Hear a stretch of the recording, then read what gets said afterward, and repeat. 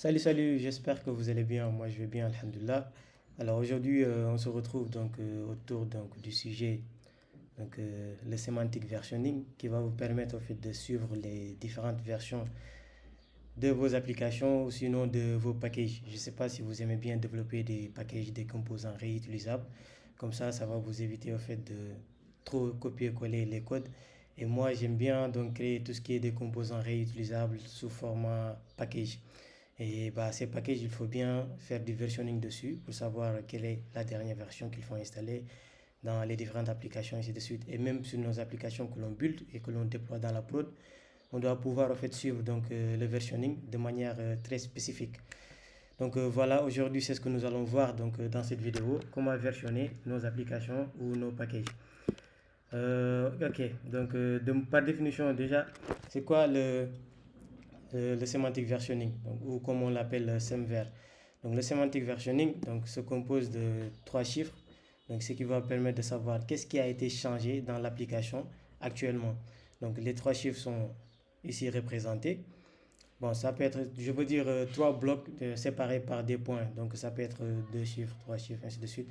Mais quand même, ce qu'on doit comprendre, c'est que ces trois blocs séparés par des points qui va permettre au fait de suivre carrément l'évolution de ce qui a été fait dans l'application. Et là, le premier point, ce sont les changements majeurs. Le premier point représente les changements majeurs, ce qu'on appelle les breaking changes.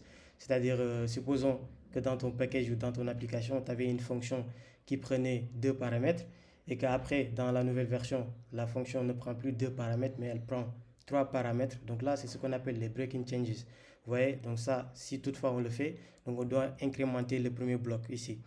Maintenant, il y a ce qu'on appelle le versioning minor, quoi. C'est-à-dire que ce qui a été changé, c'est juste peut-être on a rajouté de nouvelles fonctionnalités, ainsi de suite. Mais ce n'est pas des breaking changes. C'est-à-dire, si tu as la version précédente, ça peut toujours continuer avec la dernière version. Donc, il n'y a pas de cassure de code. Et après, on a le dernier bloc qui représente le patch. C'est-à-dire, si toutefois vous avez corrigé un bug, ainsi de suite. Donc, ce sera ce bloc-là qui sera en quelque sorte incrémenté. Donc pour le petit récapitulatif, quand vous faites des petites améliorations sur les bugs, donc c'est ce bloc-là qui sera incrémenté. Quand vous faites rajout de fonctionnalités ainsi de suite, mais qui ne casse pas l'architecture de votre application ou de votre package, donc vous devez incrémenter le bloc du milieu. Et par la suite, quand vous faites des fonctionnalités non rétro compatibles, là vous allez changer au fait ce troisième bloc qui est juste là. Supposons, comme je l'ai dit tantôt avec l'exemple de la fonction et ses paramètres. Ok, donc on a la documentation officielle qui est juste là. Donc là, vous pourrez lire carrément avec moi. En gros, comme je l'ai dit tout à l'heure, donc le numéro de version majeure quand il y a des changements non rétrocompatibles. Et le numéro de version mineure quand il y a des ajouts de fonctionnalités rétrocompatibles. Et pour le dernier numéro qui est le numéro de version correctif quand il y a des corrections d'anomalies rétrocompatibles. Donc des libellés supplémentaires peuvent être ajoutés pour les versions de pré-livraison et pour les métadonnées de construction sous forme d'extension du format majeur, minor, correctif. Donc de manière générale, c'est juste ça. Bon, on ne va pas trop s'attarder, après vous pourrez avoir accès à la documentation et tout lire. Donc pour l'exemple, on a juste un petit projet de test qui est là. Donc l'idée c'est carrément d'incrémenter la version qui est là pour suivre carrément ce qui a été fait. Et voilà, le projet il est en Angular. Donc sans plus tarder, c'est mon framework que je kiffe. Donc toutes mes applications sont pratiquement codées en Angular. J'ai des packages qui me permettent d'aller beaucoup plus vite, des composants réutilisables. Bon, ça fera l'objet d'autres vidéos. Ok, donc il faut savoir que tout se joue dans le fichier package.json. Donc c'est ici qu'on va faire en fait toutes nos configurations. Alors, comment ça marche? Déjà, pour que ça marche carrément, il faut savoir que ce qu'on doit faire, c'est simple. Il faut carrément... Alors, comme je disais tantôt, tout va se jouer ici dans notre package.json, le fichier qui va nous permettre d'exécuter nos commandes de build, ainsi de suite. Ok, alors, pour que ça marche carrément, il nous faut le package npm, version, qu'on doit installer. npm, non, je me suis trompé. Clear, npm install version. Je Paf.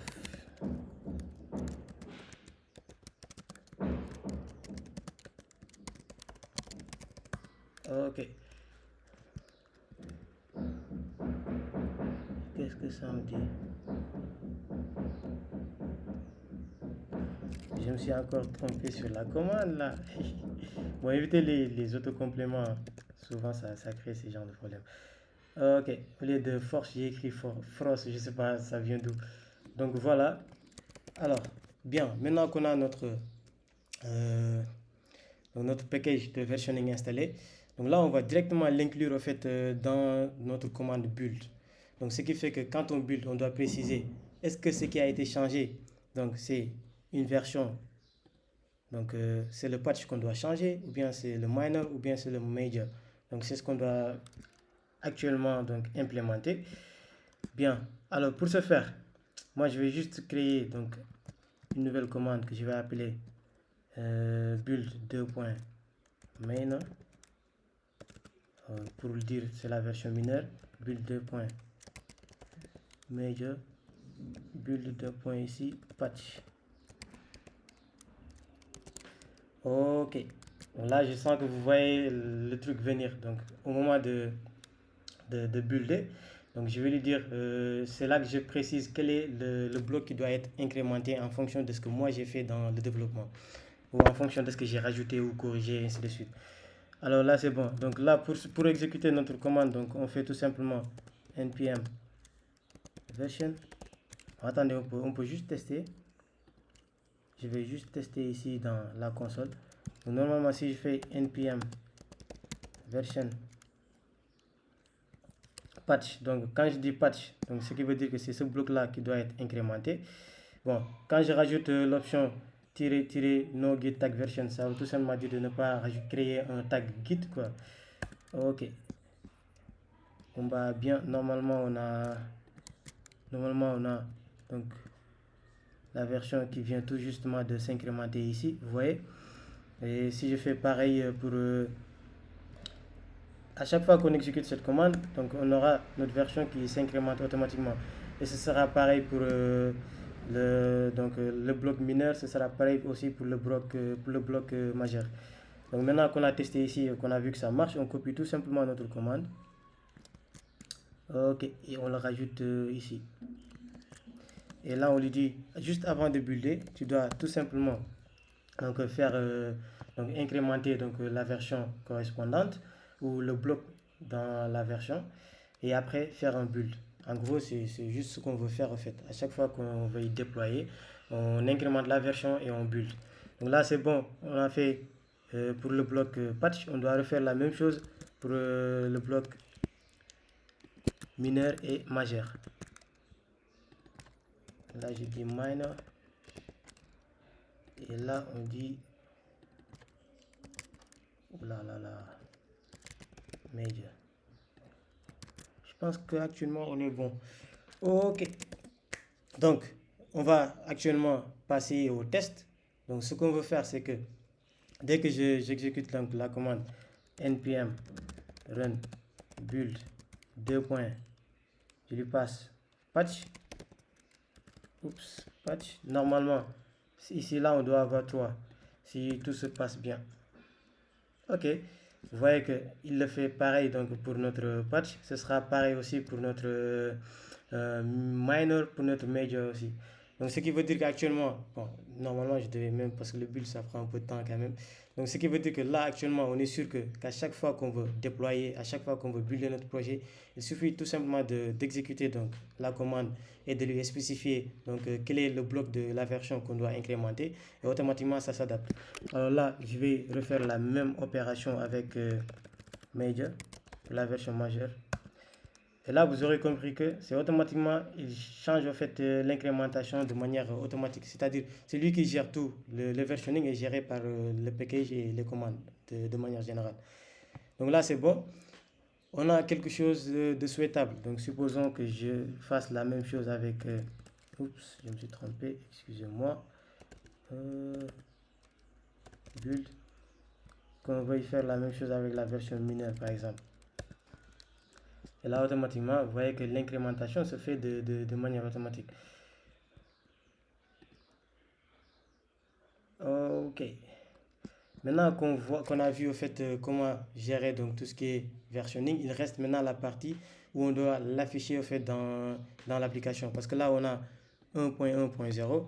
Vous verrez que là, c'est carrément fixé en dur.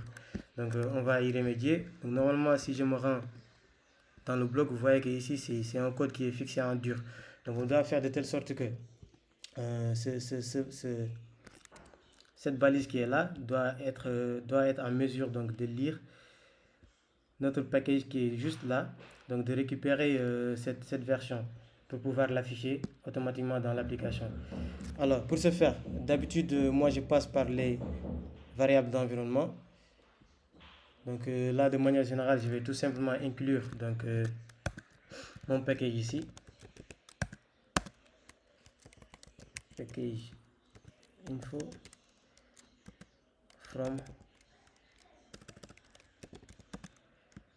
Et là, je lui dis là d'où ça vient provenir. Tac, tac. Là, je sors. Normalement, ici, je dois sortir aussi. Et là, je lui dis, tu m'inclus package.json. Et là, automatiquement, c'est bon. Et là, dans ce bloc, je vais tout simplement dire peut-être app version sera égal à package info.version. Et là, automatiquement, on arrive actuellement à lire donc notre. Oula, il n'y a pas d'égal ici, c'est 2 points, vu que c'est un objet. Bon, ça arrive, ne m'en voulez pas. Ok, donc là, on arrive avec tout simplement ce bout de code, on arrive à carrément lire donc, notre package.json et on récupère carrément la version. Ouais, excusez-moi, je vais refaire juste la même chose ici. Au moment où on est en mode développement et en mode prod, de toute façon après, j'ai pas posé la condition donc. Ok, donc qu'est-ce qu'on a fait jusqu'ici? On a vu que l'incrémentation, donc comment ça se fait. Actuellement, ce qu'on veut faire, c'est carrément arriver à lire donc, la version qui se trouve carrément dans le fichier package.json et de l'afficher dans notre bout de code. Donc, on est passé par les variables d'environnement. Donc, si je viens ici actuellement, je peux tout simplement dire que, par exemple, déclarer une variable app version qui est any, supposons égal à ça, par exemple, vide. Et dans mon constructeur, je lui dis, je passe à l'initialisation égal à. Et là, donc j'importe les environnements. Environment. Et là, je peux récupérer automatiquement app version. Et là, vous verrez que si je prends donc app version, que je l'affiche, à la place, on avait 1.2.0. Donc là, si je l'enlève et que j'affiche carrément app version, là, normalement, si tout se passe bien, on verra que carrément notre version vient de s'adapter en fonction de notre package.json qui est juste là. Donc on peut peut-être faire notre exécution et là on va incrémenter la version donc patch. Normalement on devrait avoir 1.1.1, vous voyez. Et là si je me rends donc dans l'application, si tout se passe bien, on verra 1.1.1.